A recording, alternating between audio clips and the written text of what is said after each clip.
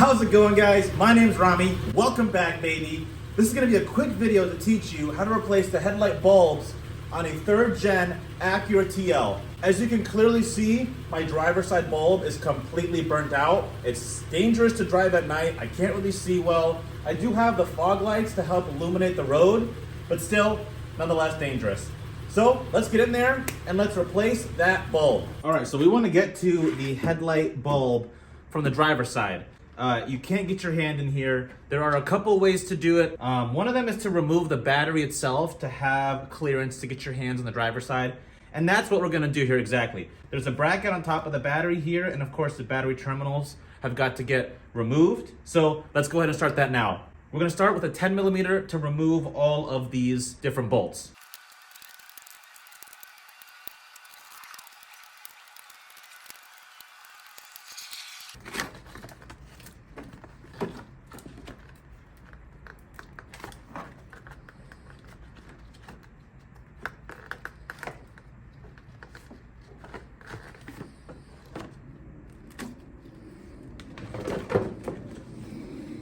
Now that we removed the battery, we have so much more space to get into the area that we need to. Here is the cover to get into that Xenon headlight right there.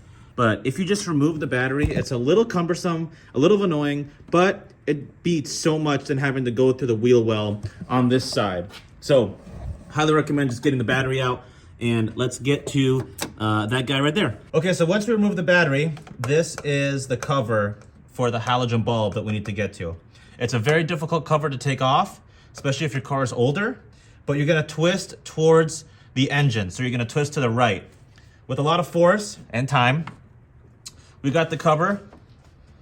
Thing just pops right off. Let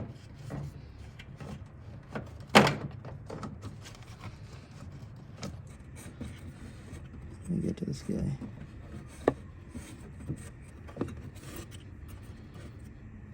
And there's what that pin looks like. You gotta push it out on both sides. And this guy should just come right out.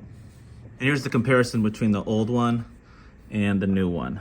Definitely don't want to touch any of this component right here. We don't leave any fingerprints because it could cause that fingerprint to overheat and of course the life not to last as long. But look at the difference. I will link this product into the description below, but just side-by-side comparison between them. Definitely needed to be changed, more so because it was burnt.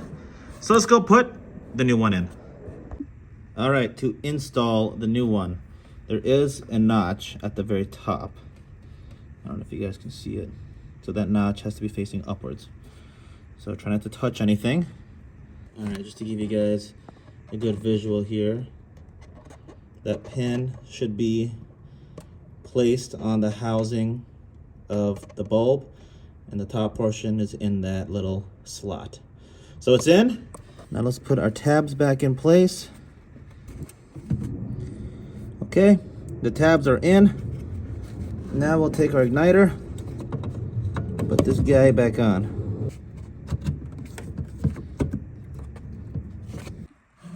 All right, guys, and just like that, with some time and effort, we got the cover back on. You're gonna put your hand backwards and you're gonna twist towards the wheel.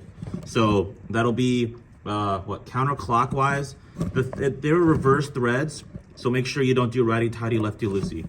But the cover's back on, we got the new bulb on, both headlights are turning on and they look great. So now we're just gonna put the battery back in, connect it to the terminals, and make sure everything's set in stone, and we should be good to go.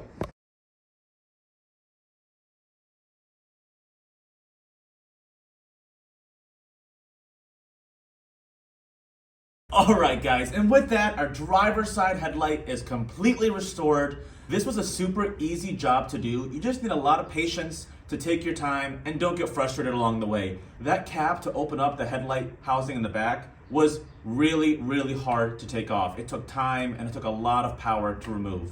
I think the timer went out on these headlights But they work, they're here. I will put the link in the description below for these bulbs. But we got it, we have fixed the issue, and we saved ourselves hundreds of dollars. If you like this video, give it a thumbs up, smash that subscribe button if you want to learn more things on how to fix stuff around your car. I'm Rami, this is RQs Garage, and we'll see you on the next one.